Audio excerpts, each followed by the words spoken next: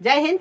आज का topic class 10th अवतल दर्पण द्वारा प्रतिबिंब का बढ़ना। जो इससे पहले आप लोग का रिफ्लेक्शन ऑफ लाइट पढ़ा चुका गया है। जैसे कि इसमें आपको पढ़ा दिया गया कि क्या होता है परावर्तन का नियम, जो 2022 में एकदम विस्तार से आया हुआ है और इसमें पेपर भी लगभग 2 नंबर का क्वेश्चन बनाया है। कितने नंबर का? 2 नंबर का। इम्पोर्टेंट है। चला, अगर जो देखो जो रिफ्लेक्शन ऑफ लाइट जान ले रहा है ना, वही इसको समझ पाएगा।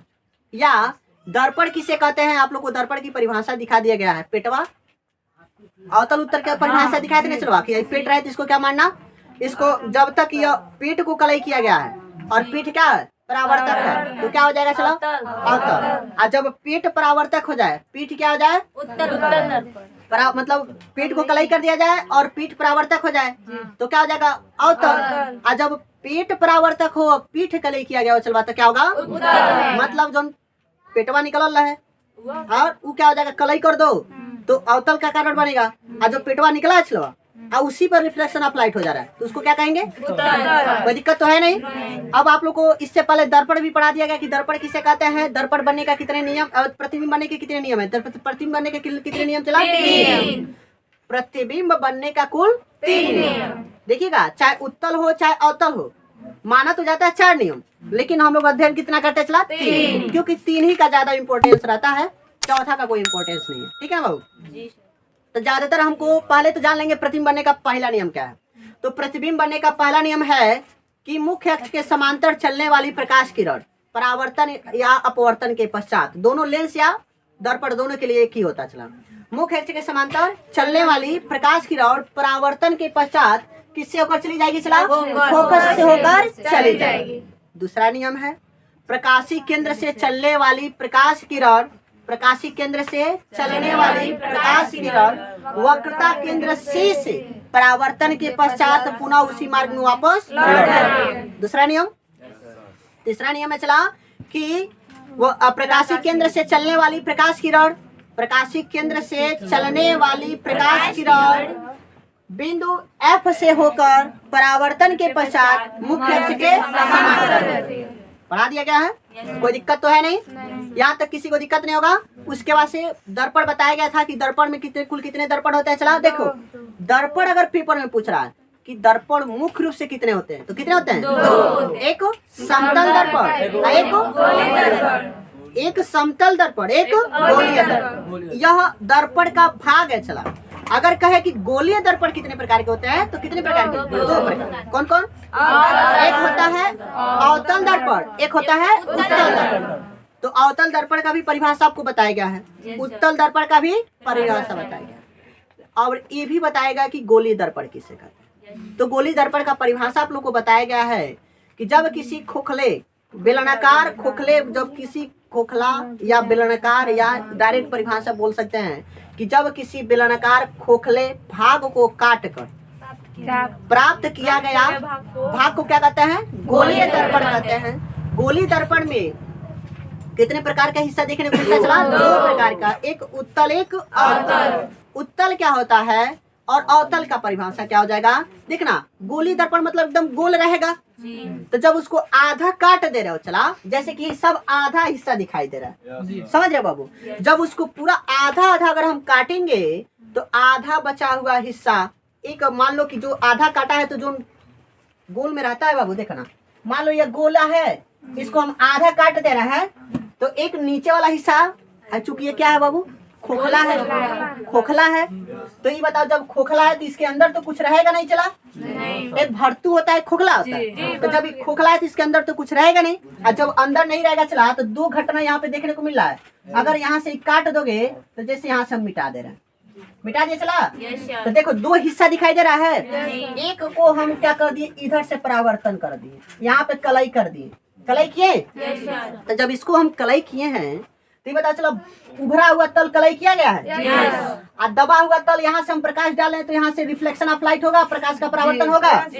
हो रहा है कि नहीं हो रहा? तो यह किस दर्पण में देखने को मिलेगा? किस दर्पण में? अवतल। अवतल दर्पण में, यानी कि कह सकते हैं चला कि जब उभरा हुआ तल कलई किया गया हो तथा दबा हुआ तल प्रकाश का क्या हो? परावर्तन हो, तो उसे क्या कहते हैं बाबू? परिभाषा एक बार ध्यान से सुनिएगा। जब गोलीय दर्पण का किसका बाबू? गोलीय दर्पण का कटा हुआ एक भाग, कटा हुआ एक भाग में उभरा हुआ तल कलई किया गया हो। उभरा हुआ तल क्या किया गया हो? कलई किया गया तथा धंसा हुआ तल प्रकाश का क्या हो? क्या कहलाता है? क्या कहलाता है? उसी तरह से दूसरा नियम क्या हो जाएगा? चला, अगर हम मान लो इसको हम अंदर से कलई कर दे रहे हैं, किधर से बाबू? अंदर से कलई कर दे रहे हैं, तो उभरा हुआ तल प्रकाश का परावर्तक होगा? परावर्तक होगा कि नहीं होगा? चला, और जब उभरा हुआ तल प्रकाश का परावर्तक हो, दबा हुआ तल क्या किया गया हो? कलई किया गया। तो इस प्रकार के दर्पण को क्या कहा जाता है? उत्तल दर्पण। यह कौन सा नियम दिखाई देते हैं? देखना तो चलवा, क्या दिखाई दे रहा है? दबा हुआ तल कलई किया गया है कि उभरा हुआ तल? तो कौन सा दर्पण?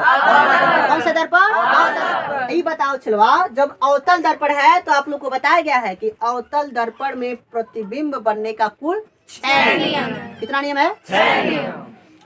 जैसे कि एक इसमें याद रखे रहना, एक होता है वस्तु और एक होता है प्रतिबिंब। तो वस्तु को और प्रतिबिंब को, वस्तु को मान लेना चला,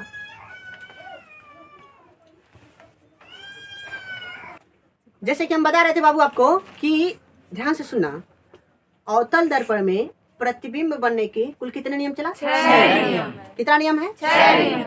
और जो 6 नियम है ना चलवा, यह टोटल प्रतिबिंब से संबंधित है। जैसे कि एक याद रखे रहिएगा, एक होता है वस्तु, एक होता है प्रतिबिंब।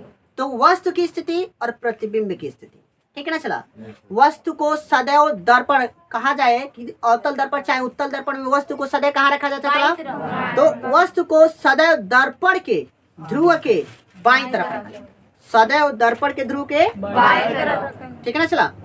तभी परावर्तन की घटना होगी, समझ रहे हो। जैसे कि ऊपर वाले हिस्से को हम क्या मानेंगे? इसमें वस्तु। नीचे वाले हिस्से को क्या मानेंगे? देखिए यहाँ पे तो बनेगा नहीं क्योंकि अनंत पे है, अभी समझा रहे हैं। देखिए यहाँ पर एक प्रतिबिंब बना हुआ दिखाई दे रहा है, तो नीचे लटका हुआ है ना, तो ऊपर रखा हुआ वस्तु क्या होता है? ऊपर रखा हुआ हिस्सा वस्तु, नीचे सदैव क्या बनता है? प्रतिबिंब। समझ रहे हैं? सदैव वस्तु को कहाँ रखा जाता है? ऊपर, और प्रतिबिंब सदैव कहाँ बनता है? नीचे। कोई दिक्कत? अब याद रखिएगा, जो दर्पण का ध्रुव होता है, दर्पण का ध्रुव मतलब P, दर्पण का ध्रुव मतलब P, वह जो वस्तु को रखते हैं सदैव प्रतिबिंब के किधर रखते हैं? बाईं तरफ। तो ये बता चलो, चतुर्थांश तो लोग पढ़े थे, तो चतुर्थांश में एक कंडीशन पढ़े थे। मान लीजिए चतुर्थांश है जी, तो दाएं वाला हिस्सा पॉजिटिव जी, बाएं वाला हिस्सा निगेटिव, नीचे वाला हिस्सा निगेटिव, ऊपर वाला हिस्सा पॉजिटिव। यस या नो? पढ़े हैं लोग ना? तो जब ये पढ़े कंडीशन, तो ये बता चलो, दर्पण का ध्रुव मतलब मूल बिंदु, दर्पण का ध्रुव मतलब मूल बिंदु। इसको हम इधर रख रहे हैं बाएं तरफ, तो जब बाएं तरफ रखेंगे तो वस्तु को कहाँ रख रहे हैं? देखिएगा, है ना दर्पण का ध्रुव P, और इसको हम बाएं तरफ रखेंगे तो वस्तु ऋणात्मक होगा कि धनात्मक? तो हमेशा याद रखे रहिएगा, जो वस्तु की मतलब जो दर्पण की बाईं तरफ रखा जाता है, इसलिए वस्तु सदैव क्या होता है बाबू? ऋणात्मक। समझ गए? वस्तु सदैव क्या होता है? ऋणात्मक। आई बता सचला, प्रतिबिंबवा दाएं बनता कि बाएं? दर्पण के ध्रुव के बाएं कि दाएं? बाएं। तो जो बाएं रही धनात्मक हुई कि ऋणात्मक? कोई दिक्कत नहीं ना। यानी कि अवतल दर्पण में जो प्रतिबिंब बनता है क्या बनता चला? ऋणात्मक। लेकिन छौवा कंडीशन अपवाद जी, क्या हो जाता है चला? अपवाद हो जाता है। छौवा कंडीशन में ऐसा नहीं होता है। छौवा कंडीशन में वस्तु ऋणात्मक होता है किंतु प्रतिबिंब क्या होता है? क्योंकि वह दर्पण के पीछे बनता है। तो आइए अब जब जाना जाए कि कैसे हम समझेंगे अवतल दर्पण में प्रतिबिंब बनने का नियम। पहला नियम है, जब वस्तु कहाँ पर हो? अनंत। अनंत का मतलब क्या होता है? अनंत का मतलब होता है कि जहाँ तक हमारे नेत्र देख सके उसके बाद वाले हिस्से क्या कहलाते हैं? जहाँ तक हम आपको देख सके ना, और उसके बाद से अगर हम नहीं देख पाएंगे वही हिस्सा हमारे लिए क्या हो जाएगा? समझ रहे हैं? क्या हो जाएगा? तो कंडीशन जहाँ तक हम देखें और उसके बाद वाला दिखाई नहीं दे रहा, उसको क्या कह सकते हैं? ठीक है ना चला। तो जब वस्तु कहाँ पर हो? अनंत पे, मतलब वस्तु को हम देख नहीं सकते, अनुभव कर रहे हैं कि हुई हुज्जा। समझ रहे हो? और जब हुज्जा से आई तो कौन सी आई चलवा? प्रतिबिंब बनने का पहला नियम, मुख्य अक्ष के समांतर चलने वाली प्रकाश किरण परावर्तन के पश्चात अब से होकर चली जाती है। हो गया पहला नियम। तो इसका प्रतिबिंब जब वस्तु अनंत पे हो तो उसका प्रतिबिंब कहाँ पर बनेगा चलवा? एफ पर, यानी कि फोकस बिंदु पर। तो जब वस्तु अनंत पे होता है तो उसका प्रतिबिंब फोकस बिंदु पर बनता है। पहला कंडीशन, अवतल दर्पण का पहला कंडीशन क्या है कि जब वस्तु अनंत पर होता है तो उसका प्रतिबिंब फोकस पर बनता है। ठीक है। दूसरा नियम पढ़ा जाएगा कि जब वस्तु, ये बताओ चलवा, सी, देखना, एक होता है अनंत, अनंत के बाद से आएगा सी, सी के बाद से आएगा एफ, एफ के बाद से आएगा पी। ध्यान से सुनिएगा, पहला स्थिति अनंत, दूसरा सी, उसके बाद से एफ, उसके बाद से पी। तो ये पता चला अनंत और सी के बीच में कुछ दूरियां हैं, तो डायरेक्ट हम अनंत से वक्रता केंद्र पे नहीं रखेंगे, अनंत से और सी के बीच। Very good. तो जब वस्तु अनंत और वक्रता केंद्र सी, देखिएगा, जब वस्तु सी है, भाई वस्तु क्या चला? अनंत है ये ना। तो जब वस्तु अनंत और वक्रता केंद्र सी के बीच रखा गया, देखिएगा रखे हैं। तो जब वस्तु अनंत और वक्रता केंद्र सी के बीच रखा जाता है तो ये वस्तु रखे हैं, तो इसके द्वारा बना प्रतिबिंब कहाँ बनता है चला? तो इधर देखना, उधर फोकस पे बन रहा था ना, तो जब खिसकाए हो तो प्रतिबिंब थोड़ा से खिसक जाए। समझ गए? देखना, जैसे कि मान लो हई वाला हिस्सा अनंत है, ये वाला क्या चला? अनंत। और ये देखना, ये अनंत है, ये सी है, यह एफ है और ये पी है।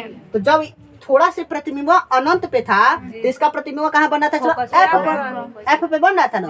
और जब इसको खिसकाएंगे इधर तो प्रतिबिंब थोड़ा सा खिसक जाएगा। तो ये बताओ, एफ पे बन रहा था तो अब खिसकेगा तो सी और एफ के बीच बनेगा? यस या नो? बनेगा ना। तो इसका पहली स्थिति पूरा एक बार और देख लो। जब वस्तु अनंत पर रहता है तो उसके द्वारा बना प्रतिबिंब, जब वस्तु अनंत पे होता है तो उसके द्वारा बना प्रतिबिंब कहाँ पर बनता चला? एफ पर। कहाँ पर बनेगा? एफ पर। ये बताओ चला, प्रतिबिंब बन रहा है तो कभी कभी जाते हो लाइट के जोरे तो परछाइयां खूब लंबे, खूब बड़े। सुबह सुबह जब सूर्य प्रणाम करते होगे तो देख रहा है, इसे प्रणाम करोगे तो सूर्य भगवान जैसे इसे उगे देखेंगे तो हमको परछाई बहुत बड़ा दिखाई। दोपहरियों में ऐसा होता है? नहीं होता, छोटा दिखाई देता ना। तो ये बता चलो, कंडीशन के अनुसार, शर्त के अनुसार प्रतिबिंब की स्थिति बनेगी, कब छोटा, कब बड़ा, कब बराबर, होगा कि नहीं होगा चला? यस या नो? यही कंडीशन इसमें भी बनेगा। जब वस्तु अनंत पे रहेगा तो उसका प्रतिबिंब कहाँ पर बनेगा? एफ पर। प्रतिबिंब की स्थिति भी तो देखा जाएगा कैसा बनेगा। तो यह प्रतिबिंब क्या बनेगा चला? उल्टा। क्या है ना चला? वस्तु को ऊपर तो प्रतिबिंब नीचे, तो क्या बनेगा? उल्टा। तो जब वस्तु अनंत पे रहता है तो उसका प्रतिबिंब एफ पे बनता है, और कैसा बनेगा चलो? उल्टा। वास्तविक, क्या? वास्तविक। उल्टा वास्तविक, वस्तु से बहुत छोटा, वस्तु से वस्तु से ठीक है ना बाबू? और दर्पण के आगे, दर्पण के वस्तु को कहाँ रखा रहा है, मतलब प्रतिबिंब कहाँ बनेगा? दर्पण के आगे, वस्तु से बहुत छोटा और फोकस तल पर बनेगा। किस पर बनेगा बाबू? फोकस तल पर, मतलब फोकस बिंदु पर। ठीक है। दूसरा नियम कि जब वस्तु अनंत तथा वक्रता केंद्र सी के बीच रहता है, जब वस्तु अनंत तथा वक्रता केंद्र सी के बीच रहता है तो इसका प्रतिबिंब फोकस तथा वक्रता केंद्र सी के बीच बनता है। फोकस तथा वक्रता केंद्र सी के बीच बनता है। यह प्रतिबिंब देखना उल्टा बना चला, तो प्रतिबिंब की स्थिति कैसी बनेगी? उल्टा, वस्तु से छोटा, वस्तु से छोटा, वास्तविक और दर्पण के आगे। ठीक है। उसके बाद से तीसरा कंडीशन है कि जब वस्तु कहाँ पर है चला? जब वस्तु, अब देखो अनंत था, अनंत और सी के बीच था, अब घिसकेगा तो सी पर जाएगा, तो सी पर जाएगा तो के पर था चलवा, एफ और सी के बीच था प्रतिबिंब हुआ तो वो घिसक कर सी पर आएगा। तो यह देखना, जब वस्तु अनंत पर नहीं बल्कि जब वस्तु कहाँ पर है चलवा? वक्रता केंद्र सी पर रहता है तो उसके द्वारा बना प्रतिबिंब वक्रता केंद्र सी पर ही बनता है। हम कहने चलवा, एक ना एक स्थिति ऐसी आएगी कि जब आपका परछाई आपके शरीर के बराबर, तो वह स्थिति क्या आएगा चलवा? सी वाला। कौन वाला? सी वाला। जब वस्तु अनंत, जब वस्तु वक्रता केंद्र सी पर होता है तो उसका प्रतिबिंब वक्रता केंद्र सी पर ही बनता है। वक्रता केंद्र सी पर ही बनता है, वक्रता केंद्र सी पर भी बनता है, जो वास्तविक, उल्टा, वस्तु के बराबर तथा दर्पण के आगे। कोई दिक्कत? चौथा नियम देखिएगा, जब वस्तु कहाँ पर हो चला? जब वस्तु देखिएगा सी और यफ के बीच हो, तो जब वस्तु सी और यफ के बीच होता है तो उसका प्रतिबिंब सी से नीचे खसकेगा ना कि नहीं खसकेगा? खसक रहा है ना। तो जब वस्तु सी और यफ के बीच रहेगा तो उसका प्रतिबिंब अनंत और वक्रता केंद्र के बीच बनेगा। तो ये बता चलवा बराबर था तो थोड़ा से दूर जा रहा है तो छोटा होगा कि बड़ा? बड़ा होगा ना। तो हम लिख सकते हैं चला कि जब वस्तु कहाँ पर हो, जब वस्तु फोकस तथा वक्रता केंद्र सी के बीच स्थित हो तो उसका प्रतिबिंब अनंत तथा वक्रता केंद्र सी के बीच बनता है, जो वास्तविक उल्टा वस्तु से बड़ा तथा दर्पण के आगे। ठीक है, कोई दिक्कत? नेक्स्ट कंडीशन आएगा कि पांचवा कंडीशन है कि जब वस्तु कहाँ पर हो चला, फोकस पर हो। जब वस्तु कहाँ पर हो, फोकस पे हो। तो जब वस्तु फोकस पे रहता है तो उसका प्रतिबिंब बहुत दूर नहीं चला जा रहा है, और जब दूर चला जाता है तो लइकवा बिगड़ जाता है। आप लोग को बताए थे ना चलवा? तो लइकवा दूर चल जाई तो बिगड़ जाई, तो थोड़े से बिगड़ी ना, बहुत बिगड़ जाई, तो बहुत बड़ा प्रतिबिंब बनेगा। तो जब वस्तु कहाँ पर है चलवा, यफ पर रहे। जब वस्तु कहाँ पर है बाबू, यफ पर रहे।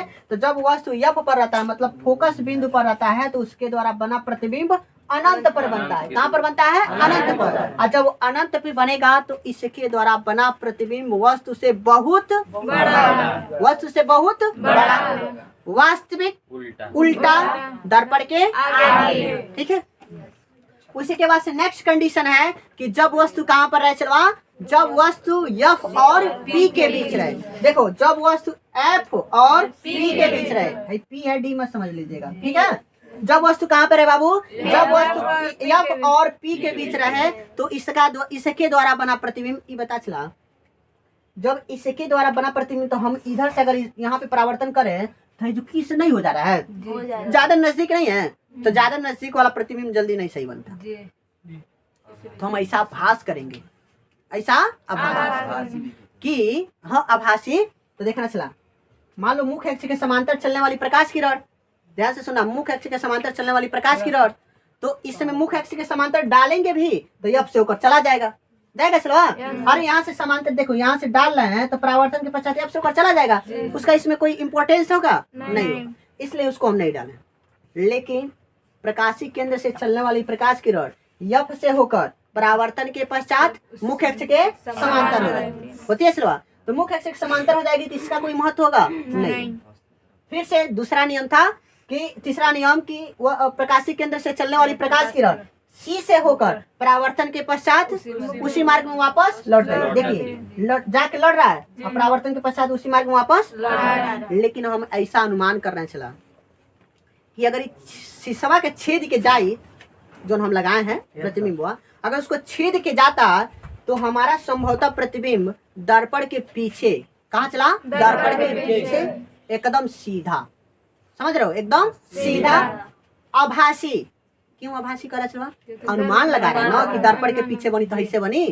तो दर्पण के पीछे ध्यान से सुना, जब वस्तु पी यानी कि ध्रुव पी तथा फोकस के बीच स्थित होता है तो इसके द्वारा बना प्रतिबिंब, इसके द्वारा बना प्रतिबिंब दर्पण के पीछे सीधा आभासी वस्तु से बड़ा, बहुत बड़ा नहीं, वस्तु से बड़ा, समझ गए चलवा, बनता यही है दर्पण में प्रतिबिंब बनने का।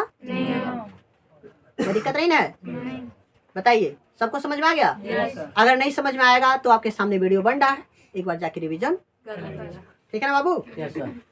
तो जो नहीं बनाया वो बना ले, और जो बनाया वो, जैसे कि अवतल दर्पण में प्रतिबिंब बनने का नियम तो आप लोग पढ़ लिए, लेकिन अगर इसको 60 में लिखा जाए तो कैसे लिखेंगे? चलो अगर इसको 60 में लिखने के लिए कहें शॉर्ट फॉर्मूला में, तो मान लीजिए चित्र के माध्यम से समझे, अगर इसको 60 में समझा जाए तो क्या होगा? चला देखिएगा, जब वस्तु यहाँ पे मान लीजिए वस्तु कर दे रहे हैं, ठीक है, चला यहाँ पर क्या डाल दिए, यहाँ पर प्रतिबिंब कर दे रहा है। क्या कर दे रहा है बाबू? प्रतिबिंब। जब प्रतिबिंब करेंगे, प्रतिबिंब, ठीक है, प्रतिबिंब कर दे इस तरफ, क्या हो जाए चला स्थिति, यानी कि इसकी स्थिति कैसी बनेगी। तो देखा जाए, मुझे बताएगा राजन ही बता चला, अगर वस्तु अनंत पे होता है तो इसका प्रतिबिंब कहाँ बनेगा? चला कहाँ बनेगा? यफ पर। मतलब जब वस्तु कहाँ पर है चला, अनंत, इसका मतलब होता है अनंत। क्या होता है बाबू? अनंत। तो जब वस्तु अनंत पे होता है तो इसका प्रतिबिंब कहाँ पर बनेगा? यफ पर। यफ मतलब होता है फोकस बिंदु। क्या होगा बाबू? फोकस बिंदु। यफ बिंदु मतलब फोकस बिंदु। ये बताओ चला, इसका तुम बताना चाहो इसकी स्थिति कैसे बन सकती है? जस्ट बताएं। दर्पण क्या वस्तु से बहुत छोटा, तो क्या लिख सकते हैं? बहुत। प्रतिबिंब की स्थिति है ना, यहाँ पे लिख सकते हैं प्रतिबिंब की स्थिति। प्रतिबिंब की स्थिति, तो प्रतिबिंब की स्थिति क्या बनेगा? चलो, वस्तु से बहुत छोटा। वस्तु से बहुत छोटा पहला कंडीशन, ठीक है। चला, वस्तु से बहुत छोटा, उसके बाद से उल्टा। क्या बनेगा? उल्टा। उल्टा के बाद से वास्तविक।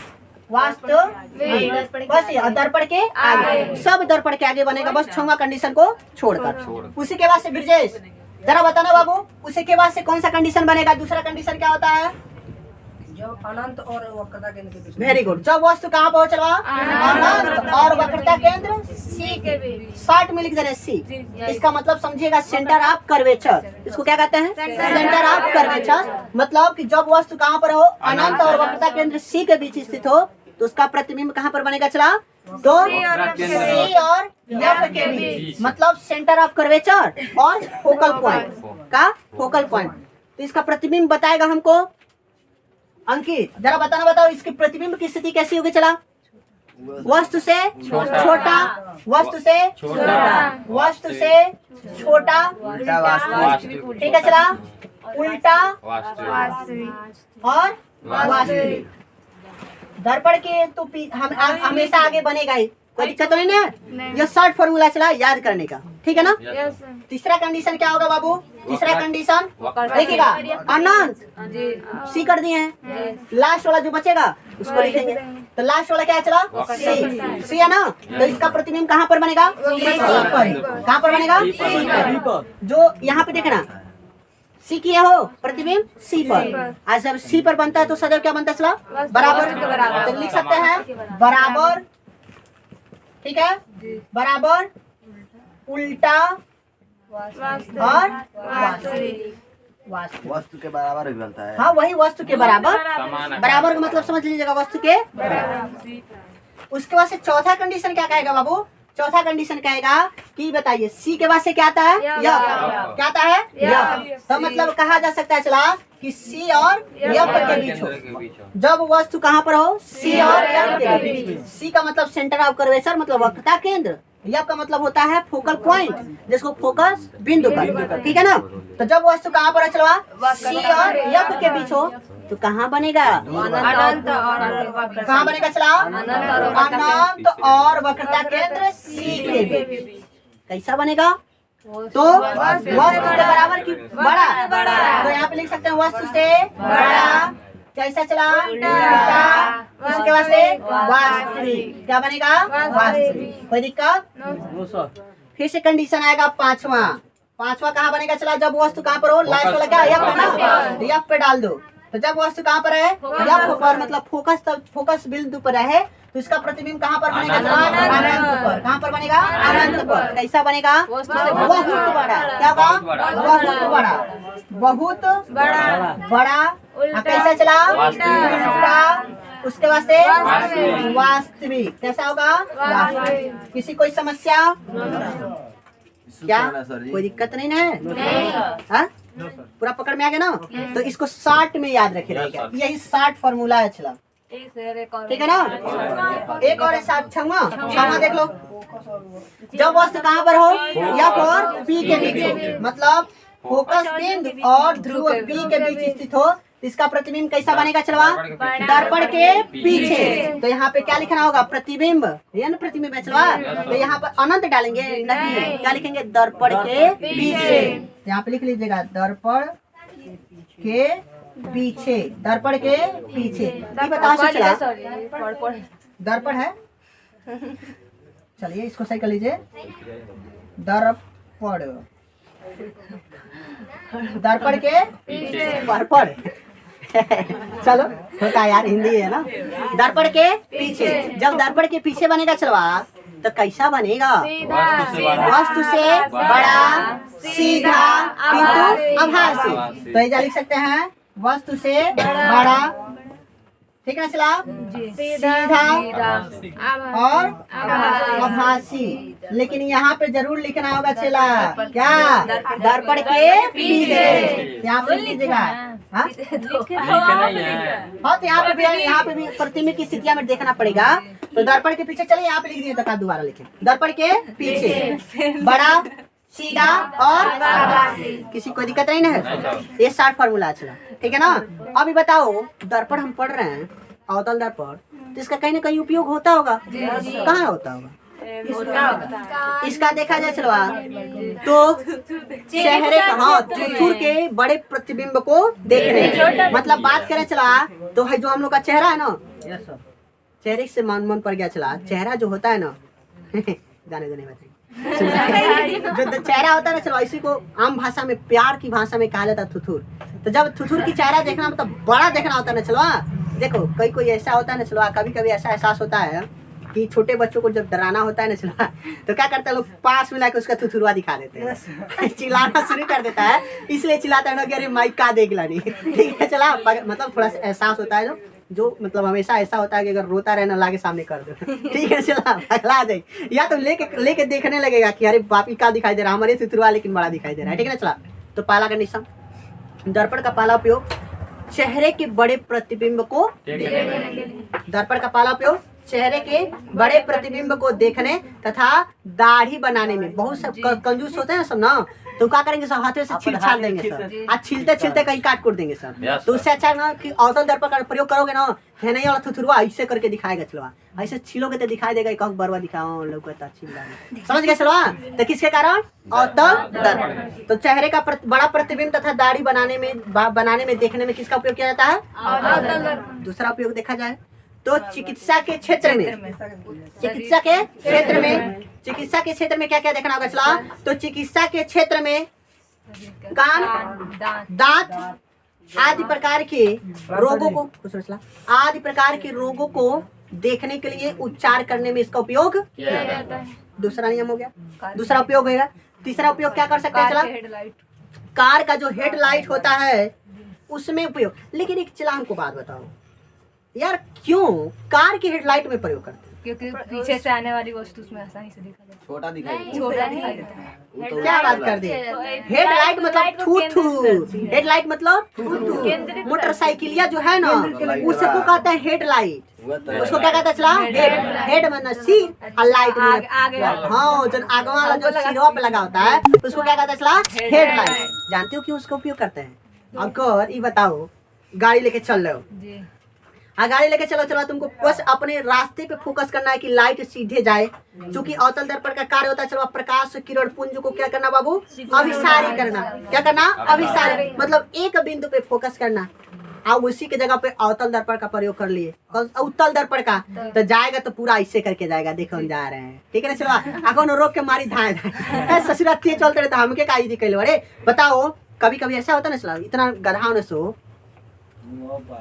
नहीं, गड़िया में रे बाबू, गड़िया में एगो हेडलाइट, एगो आगमा, तीन गो ऐसे करके जाता है चलो कि देख लो हम आ रहे हैं। एक दिन बाद क्या हुआ चलो, दो लोग इसी से लड़ गए, दो लोग रे बाबू क्या कर रहा है, पूरा एकदम सड़किया जोर करते आ रहा है। और जो बाइक चलाया जाता है ना बाबू, तो उसका लाइट सीधे हमारे आंख पे पड़ता है, आंख पे पड़ेगा तो आगे की दृश्य हमको दिखाई नहीं देता है, क्योंकि डायरेक्ट प्रकाश किरण हमारे आंख में पड़ेंगी तो आंखें संभाल नहीं पाती हैं, तो रिफ्लेक्शन ऑफ लाइट के कारण प्रकाश दिखाई देता है। तो बस सीधे जब पड़ा ना बाबू तो उन लोग का एक्सीडेंट हो गया, क्योंकि आगे आ रहा था भारी गाड़ी, हम लोग को एहसास नहीं हुआ कि भारी गाड़ी आ रही है, क्योंकि आंख से दिखाई दे नहीं रहा, समझ रहे हो, सीधे जाके एक्सीडेंट हो।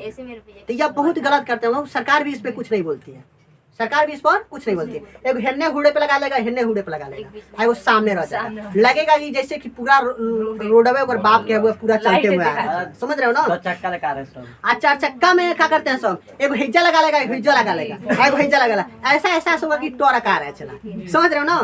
तो उसमें अब याद रहेगा ना, हेडलाइट, गाड़ी की हेडलाइट में किसका उपयोग, अवतल दर्पण, कोई दिक्कत नहीं चलवा। अभी बताओ, कभी टेबल टेनिस का नाम सुने हो? टेबल टेनिस थोड़ी सी जगह होता है चलवा, लेकिन उसमें ही खेल कर लेते हैं लोग। कैसे? क्योंकि उसमें रात में अगर खेला जाए तो जो लंप होगा ना चलवा, तो उसमें अवतल दर्पण का प्रयोग करेंगे, तो अवतल दर्पण का प्रयोग करते हुए पूरा जो लाइट होगा टेबल पर पड़ेगा, जिसके वजह से हमको आसानी से दिन में खेलता टाइप दिखाई देगा, क्योंकि प्रकाश एकदम अवेलेबल होने के कारण हमको वस्तु सही से दिखाई देगी, गेंद जो होगा सही से दिखाई देगा। तो टेबल टेनिस के उपयोग मतलब खेलते समय भी इसका उपयोग किया जाता है, ठीक है ना चला। सौर भट्टी का नाम सुना है, सौर भट्टी। तो जो सौर भट्टी होता है ना चला, उसमें भी किसका उपयोग किया जाता है? सोलर पैनल को बनाने के लिए, सौर भट्टी में सोलर पैनल को बनाने के लिए किसका उपयोग किया जाता है? अवतल दर्पण। क्यों? क्योंकि यह प्रकाश को एक पूरा इकट्ठा करके एक बिंदु पर फोकस करेगा, और जब एक बिंदु पर फोकस करेगा तो ज्यादा प्रकाश की तीव्रता होने के कारण इलेक्ट्रॉनों का उत्सर्जन ज्यादा होगा और बैटरियां ज्यादा चार्ज करेंगी, या तो बैटरी नहीं चार्ज कर रहा तो डायरेक्ट कन्वर्टर के माध्यम से ऊर्जा को हम ज्यादा मात्रा में प्राप्त कर सकते हैं। समझ रहे हैं? तो सौर भट्टी में भी किसका उपयोग किया जाता है? अवतल दर्पण का उपयोग कहाँ कहाँ बाबू? गाड़ी के हेडलाइट में, डॉक्टर की चिकित्सा क्षेत्र में, बड़े प्रतिबिंब को देखने में, चेहरे का भी बड़ा प्रतिबिंब देखने के लिए, दाढ़ी बनाने के लिए, ठीक है ना चला। और उसके बाद से सौर भट्टी में अवतल दर्पण का प्रयोग किया जाता है, कोई दिक्कत नहीं ना। उसके बाद से यहाँ तक तो हो गया। अवतल दर्पण का आज पूरा हम लोग क्या कर दिया बाबू? ओम को, ठीक है चला, मतलब खत्म कर दिया गया अवतल दर्पण को। अब लास्ट बचेगा हम लोग को उत्तल दर्पण द्वारा प्रतिबिंब बनने का नियम। देखिए बहुत सारे बुक में ना बाबू अवतल दर्पण उत्तल दर्पण में प्रतिबिंब बनने का कुल 2 नियम दे रहा है, लेकिन मैं कोशिश करूंगा कि एक ही नियम में सिमटा दूं। सिमटाने का मतलब ये नहीं कि आपको समझ में न आए, एक ही नियम बताया जाएगा, उस नियम में दूसरे नियम का भी पालन करवा दिया जाएगा, ठीक है ना बाबू। मतलब कि छोटे से हिस्से में अधिक नॉलेज, सुने हो ना, छोटा पैक बड़ा। तो वही हाल आप लोग को करना है, क्योंकि अब मुझे उम्मीद है कि आप लोग बढ़िया से तैयारी करके आएंगे, ठीक है ना बाबू। कल हो ना हो, अगर सारे बच्चे आ गए तो बस ज्यादा समय के लिए नहीं, 10 मिनट का आपका टेस्ट लेंगे, बस प्रतिबिंब बनने का। हाँ 6 नियम। अगर है हिम्मत तो एब्सेंटिंग न करके दिखाओ, ठीक है ना। है हिम्मत तो एब्सेंटिंग न करके दिखाओ, मरते रहो, सांस चल रहा है ना, कदर टांग के लेके चलिए, हम पेपरवा दे के चले, ठीक है ना चला। हाँ लेकिन अगर नहीं समझ में आया हो ना तो हमको अलग से, अगर वीडियो मान लीजिए जैसे यहाँ पे पढ़ा है वैसे वीडियो में ही है, तो आप वीडियो में देखकर उसका अनुभव कर सकते हैं, ठीक है ना चला। अगर उसमें डाउट होगा तो आप बिंदास आइए, मुझसे क्वेश्चन कीजिए, मैं पूरा कोशिश करूंगा कि आपको क्वेश्चन का जवाब दूं। दोस्तों अगर वीडियो पसंद आए तो प्लीज वीडियो को लाइक करें, चैनल पर नए तो चैनल को सब्सक्राइब कर दें, बेल आइकन को ऑल पे प्रेस कर दें और अपने दोस्तों के साथ शेयर करना ना भूलें। मिलते हैं नेक्स्ट वीडियो में, तब तक के लिए जय हिंद, बाय बाय।